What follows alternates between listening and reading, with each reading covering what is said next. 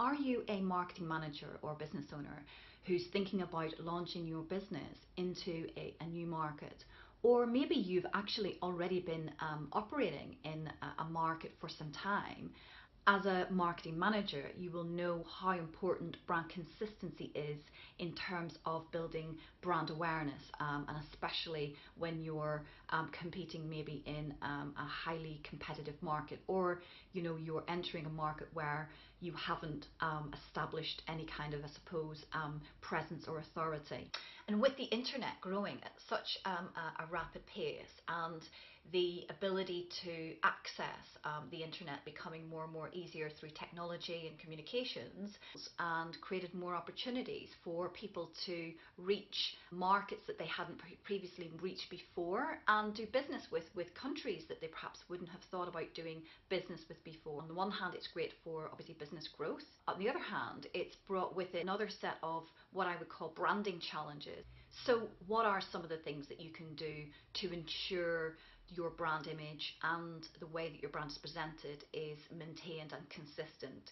One of the best ways for me to explain this is to give you an example. We recently did some work for a very established UK sports solutions provider, and while they already also established a considerable pool of distributors and dealers in the global market, and that had been growing and growing steadily. What they hadn't expected was, firstly, the amount of work that would be involved in servicing and maintaining the demand, obviously, for assets to support the dealers in actually marketing at a local level. And it also was around the consistency then of how much work would be involved in terms of making sure that those distributors presented their brand to the same sort of high standards that was being done in the UK.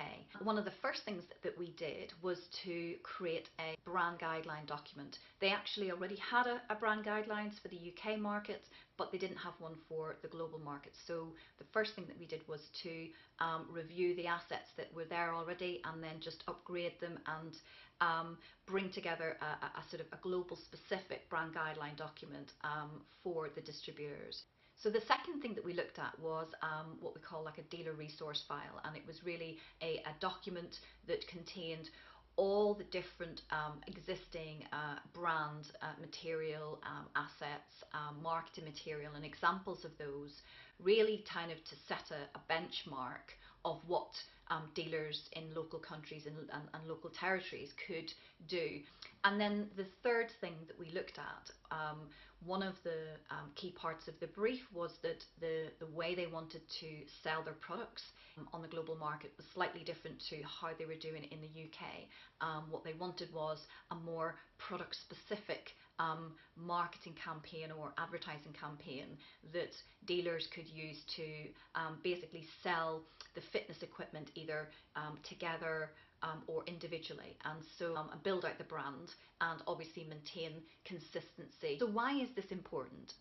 Probably the best thing to do is pick out any one of the big global brands. You'll see that one thing that sets a lot of the big brands apart and well-known brands apart is the consistency of how they use their things. Like no matter whether it's a staff member, a lorry, a shop, or whatever it is, they set very clear standards around about how that brand is presented at those different points. It can actually be a key part of helping your brand actually kind of stand out in the market.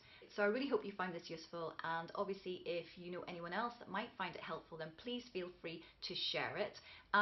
If you are a marketing manager and you are concerned about your marketing and the consistency of your marketing, and you would like to get in touch, then the best way to do that is at firecreativemedia/contact. So if you want to learn a little bit more about for example, the case study that I talked about, you can download a copy of that at firecreativemedia/success stories. Until then, I'll see you next time. Bye.